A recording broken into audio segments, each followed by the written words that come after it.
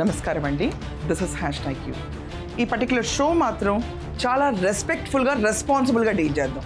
Comments కూడా మనం విన్నాం చూసామన్న కమెంట్స్ కాకుండా ఫ్యాక్ట్స్ని మాట్లాడదాం. ఏదైతే మన దగ్గర ఉన్నాయో ఆ ఫ్యాక్ట్స్ గురించే మాట్లాడదాం.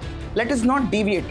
ఒక నేషనల్ మీడియా అవనండి, హిందీ, తమిళ్, ప్రతి చోట ఈరోజు మన ఆంధ్రాకి సంబంధించిన రాధా గాయత్రి గురించి ఇష్టం వచ్చినట్టు న్యూస్లు వేస్తున్నారు. దాని కింద కూడా మనం చూసుకుంటే ప్రతి ఒక్కళ్ళు కమెంట్స్లో ఏదో వాళ్ళకి రాధా గాయత్రి తెలుసు అన్నట్టు, శ్రీచరణ్ తెలుసు అన్నట్టు, వీళ్ళ ఫ్యామిలీ నేపథ్యం అంతా తెలుసు అన్నట్టు, అసలు అమ్మాయి ఏం అండర్గో అయిందో విషయాన్ని తెలుసు అన్నట్టు కమెంట్స్ విచ్చలవిడిగా.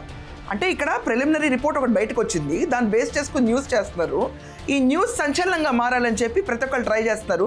కానీ మన అమ్మాయి గురించి ఇలాంటి మాటలు రాస్తున్నప్పుడు కొంచెం మనకి రక్తం మరగదా? అదే జరిగింది నాకు ఈరోజు. వైజాగ్ విజయనగరానికి సంబంధించిన రాధా గాయత్రి 20 ఏళ్ల ఐటీ ప్రొఫెషనల్. ఆ అమ్మాయి కథ నేపథ్యంలోకి వెళ్తే లాస్ట్ ఇయర్ నవంబర్ 8న అమ్మాయికి పెళ్ళైంది శ్రీచరణ్తో. శ్రీచరణ్ ఎవరైతే ఇప్పుడు రాధా గాయత్రి హస్బెండ్ ఉన్నారో, శ్రీచరణ్ పూణేలో వర్క్ చేస్తూ ఉండేవాడు, రాధా గాయత్రి ఢిల్లీ పక్కన గుర్గావ్ ఉంది కదా, గుర్గావ్లో పనిచేస్తూ ఉండేది. ఈ అమ్మాయి బేసికల్లీ ఇద్దరు నేటివ్ ఆఫ్ విశాఖపట్నమే, విజయనగరమే వీళ్ళిద్దరిది. ఇది ఒక అరేంజ్డ్ మ్యారేజ్. అరేంజ్డ్ మ్యారేజెస్లో గొడవలు ఉండవా జరగవా అంటే ఇది ఒక మిస్టరీ కేసు కింద మిగిలిపోయింది. ఈరోజు మనం చూసుకుంటే 15వ తారీఖు, మొన్న 15వ తారీఖు పొద్దున్నే 7 గంటలకి శ్రీచరణ్ ఫోన్ చేసి ఇంత షాకింగ్ పరిస్థితిలో మీ అమ్మాయి ఉంది తెలుసా అని చెప్పి, మీ అమ్మాయికి ఏం జరిగిందో తెలుసా అని చెప్పి పొద్దున్నే ఒక షాకింగ్ కాల్ ఇచ్చాడు. వెళ్ళేసరికి అక్కడికి వెళ్ళిన తర్వాత బ్రెయిన్ డామేజ్ అయ్యి అని ఏదో చెప్పాడు. డెడ్ బాడీనే చూపించాడు అబ్బాయి. అయినా ఒకటి అడుగుతానండి, అమ్మాయి భర్త తను అమ్మాయి నగ్నంగా పడి ఉన్నప్పుడు భర్త కనీసం ఏదైనా టవల్ అయినా ఏదైనా కప్పాలక్కర్లేదా? నాకు మీడియాకి ఇది చెప్పాలండి, ఇది కావాలి. అసలు బ్యాడ్గా మీడియాలోని చాలా వచ్చాయి మా అమ్మాయి మీద, అవన్నీ ఉట్టి ఇవే డ్రింక్ చేసింది అని. మా పిల్లకి అలాంటి అలవాట్లు లేవండి. అసలు ఒకసారి కథ నేపథ్యంలోకి వెళ్తే మనందరికి అర్థమవుతుంది. ఇక్కడ రాధా గాయత్రి వాళ్ళ ఫాదరు సుధాకర్ గారు రిటైర్డ్ ఆర్మీ ప్రొఫెషనల్. 21 సంవత్సరాల క్రితం రిటైర్మెంట్ తీసుకున్నారు. అమ్మాయి ఫ్యూచర్ కోసం డిసైడ్ చేసుకుని వాళ్ళు విజయనగరంలో సెటిల్ అయ్యారు. వీళ్ళు శ్రీచరణ్ వాళ్ళ ఫ్యామిలీ కూడా విశాఖపట్నం చెందిన వాళ్ళతో అరేంజ్డ్ మ్యారేజ్ చేశారు. అరేంజ్డ్ మ్యారేజ్ జరగకముందు అమ్మాయి రాధా గాయత్రి హైదరాబాద్లో ఇక్కడ ఒక పీజీలో ఉండేది. హైదరాబాద్లో ఉండి వర్క్ చేసేది అమ్మాయి. కానీ ఇక్కడ ఒక విషయం అర్థం చేసుకోవాలి, పెళ్ళైన తర్వాత కూడా అమ్మాయి పీజీలో కొంతకాలం పనిచేసింది. ఇక్కడ అసలు డౌట్ మొదలైంది.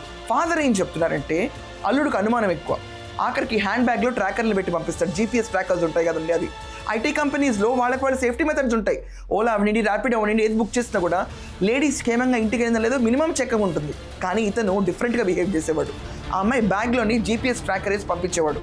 ఇది కాకుండా పీజీలో ఈ అమ్మాయి ఉన్నప్పుడు ఆ అమ్మాయితో పాటు 4-5 ఫ్రెండ్స్ కూడా ఉండేవాళ్ళు అమ్మాయిలు.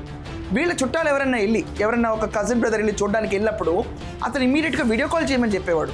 కింద వాచ్ మీద CCTV ఫుటేజ్ తెప్పించుకునేవాడు. చుట్టుపక్కల ఉన్న ఫ్రెండ్స్ అందరితో వాంగ్మూలం తీసుకునేవాడు, ఎవరు వచ్చారు ఏమున్నారని. ఇంత అనుమానం పీక్స్లో ఉంది. ఇది కేవలం వాళ్ళ ఫాదర్ చెప్పింది, నేను చెప్తుంది. సో ఈ అమ్మాయి వాళ్ళు 15వ తారీఖు తర్వాత 22వ తారీఖు ఇంట్లో ఒక పూజ పెట్టుకున్నాం, మేము వస్తాం విజయనగరం, వచ్చి సార్ 2 నెలలు ఉంటామని కూడా చెప్పారు. కానీ 15వ తారీఖు 7 గంటలకి మంచం పక్కన శవమై పడి ఉంది ఆ పిల్ల, యూరిన్ అండ్ బ్లడ్తో కలిసి. మళ్ళీ చెప్తాను క్లియర్గానండి, మళ్ళీ చెప్పడం నాకు ఇష్టం లేదు. యూరిన్ అండ్ బ్లడ్తో కలిసి అట్ ద సేమ్ టైం చెవుల్లోంచి రక్తం వచ్చి ఒంటి మీద ఒక్క బట్ట కూడా లేకుండా ఆ అమ్మాయి ముసోరీలో స్టే హోమ్లో పడింది. ఇది ఒక సంచలనమైన కేసు కింద మారింది. మనం చూసుకుంటే 3 కంపెనీల్లో జాబ్ చేసుకుని ఉన్నది, 1000 మంది ఫ్రెండ్స్ ఉంటారు. వెళ్ళి ఎవరినైనా అడగాలి మా అమ్మాయి ఏంటి అన్నది చెప్తారు వాళ్ళు. ఆ అమ్మాయి ఎటువంటిది, ఎంత బిహేవియర్ ఎలా ఉంటుంది అన్నది. ఈరోజు ప్రిలిమినరీ రిపోర్ట్ ఒకటే బయటకు వచ్చింది, ఇంకా ఫుల్గా తెలీదు సస్పిషన్ ఎవరిపైన ఉంది, ఏం జరిగిందని. జస్ట్ ప్రిలిమినరీ రిపోర్ట్ని బేస్ చేసుకుని ఈ షో చేస్తాను నేను. ప్రిలిమినరీ రిపోర్ట్లో ఏమొచ్చిందంటే sex enhancement tablets, alcohol consumption వల్ల ఈ అమ్మాయి చనిపోయింది.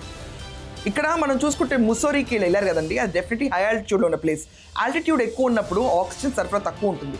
సో ఈ అమ్మాయికి లో బ్లడ్ ప్రెషర్ కూడా ఉందంట. సో లో బ్లడ్ ప్రెషర్లో ఉన్న అమ్మాయి ఆల్కహాల్ కన్జ్యూమ్ చేస్తే అంత ఆక్సిజన్ అందని చోట బ్రెయిన్ హ్యామరేజ్ అయిపోయి చనిపోయిందని చెప్పి ప్రాథమిక నివేదనలో వచ్చింది మనకి. సో ఇక్కడ మనం ఒక్కసారి చూస్తే కనుక 13న ఈ అమ్మాయి ఆల్రెడీ ఢిల్లీ వెళ్ళిపోయిందండి. వాళ్ళ అత్తమామలు ఢిల్లీలో ఉంటారు. సో ఢిల్లీలో కాపురం పెట్టుకుని అమ్మాయి అత్తమామలతో ఉంటుంది.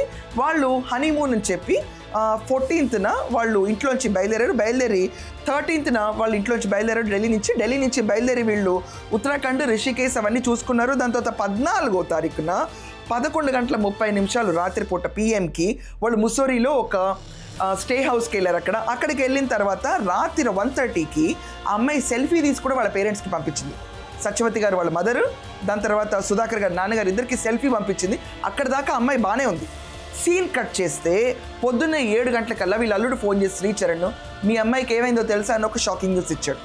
దాంతో అంత్యక్రియలు చేశారు. ఇది పెద్ద హైప్ న్యూస్ అయిపోయింది, ఎందుకంటే పక్క స్టేట్లో జరిగింది కాబట్టి. విశాఖపట్నం సిపికి సుధాకర్ గారు సత్యవతి గారు ఇద్దరు వెళ్ళి కంప్లైంట్ ఇచ్చారు. అల్లుడి పైన అనుమానాలు ఉన్నాయి, అతనే ఏదో ఆ పిల్లని చేశాడని. ఇది వాళ్ళు చెప్తున్న మాట, నాది కాదు. సో ఇక్కడ ఒక అనుమాన స్థితిలో ఉంది. ఇది కాకుండా ఫ్లోర్ మీద పడున్న బాడీలో ఎక్కడ స్ట్రగ్లింగ్ మార్క్స్ కానీ, ఫోర్సింగ్ మార్క్స్ కానీ, దెబ్బలు కానీ ఏమీ లేవు. బ్రెయిన్ హ్యామరేజ్ వల్ల చనిపోయింది అని చెప్పి మాట్లాడుతారు అందరూ. సో మనం చూసుకోవాల్సింది రాధా గాయత్రికి ఏమైంది అసలు. ఈరోజేమో నేను ఇప్పుడు ఈ షో చేస్తున్న టైంకి ఎగ్జాక్ట్గా 5:30కి సుధాకర్ గారు వాళ్ళ మిస్సెస్ ఇద్దరు ప్రెస్ మీట్ పెడతారు. వాళ్ళ అల్లుడి పైన చాలా అపనమ్మకాలు ఉన్నాయని చెప్పి. బంగారం లాంటి పిల్లని ఈరోజు ఫ్లోర్ పైన ఒక డెడ్ బాడీ లాగా పడే సిచ్యువేషన్కి వచ్చిందంటే ఏ పేరెంట్స్ కన్నా కడుపు తరుకుమన్నదా? ఏమండి, అన్ని ఛానల్స్లో చూస్తున్నారు, కమెంట్స్ ఇష్టం వచ్చినట్టు పెడుతున్నారు. కపుల్కి ఇంకా టైం సరిపోలేదా, మీకు మూడ్ ఎన్హాన్స్మెంట్ ట్యాబ్లెట్స్ ఎందుకు, అవన్నీ చదివితే పేరెంట్స్ ఎలా రియాక్ట్ అవుతారు, ఎంత హర్ట్ అవుతారు, వాళ్ళ గురించి ఆలోచించారా? ఇలాంటి నిర్లక్ష్య ధోరణి కమెంట్స్ ఎంతో వరకు పేరెంట్స్ని మానసికంగా వేధిస్తుంది. ఆల్రెడీ వాళ్ళ పాప చనిపోయింది, వాళ్ళు ఇంకా పోరాడుతున్నారు. అల్లుడి పైన పోరాటం మొదలు పెట్టారు. వాళ్ళు అంత్యక్రియలు అయిపోయిన తర్వాత ఇమీడియట్గా కంప్లైంట్ ఇచ్చారు. పోస్ట్ మార్టం రిపోర్ట్ ఇంకా పూర్తిగా రాలేదు. రాకముందు అమ్మాయి సెక్స్ ఎన్హాన్స్మెంట్ ట్యాబ్లెట్స్ వేసుకుందని, లిక్కర్ తాగిందని చెప్పి మొత్తం కథనికి నడిపేసి అమ్మాయి పైన బురద చల్లటం సబబా. ఈరోజు రాధా గాయత్రి తెలుగు అమ్మాయి అని చెప్పి స్పందించడం జరిగింది. ఆ అమ్మాయి పైన వస్తున్న విపరీతమైన ట్రోల్స్, విపరీతమైన కమెంట్స్ నేషనల్ మీడియా అవన్నీ ప్రతి ఒక్క లాంగ్వేజ్లో చిలవల పొలవలుగా రాసేసి ఆ అమ్మాయిని ఒక లిటరలీ ఆబ్జెక్టిఫై చేసి చూపిస్తున్నారు. ఈ వీడియోలో నేను ఆ అమ్మాయి ఫోటో చూపించట్లేదు, ఎందుకంటే this is a basic respect we should give to her. This is a basic respect. So ఇంతకు మించి నా షోలో మీకు ఏం ఇన్ఫర్మేషన్ కావాలన్నా నేను ఈ ప్రిలిమినరీ రిపోర్ట్ కాకుండా ఫర్దర్ ఏ రిపోర్ట్ వచ్చినా మీ ముందుకు తీసుకొస్తాను.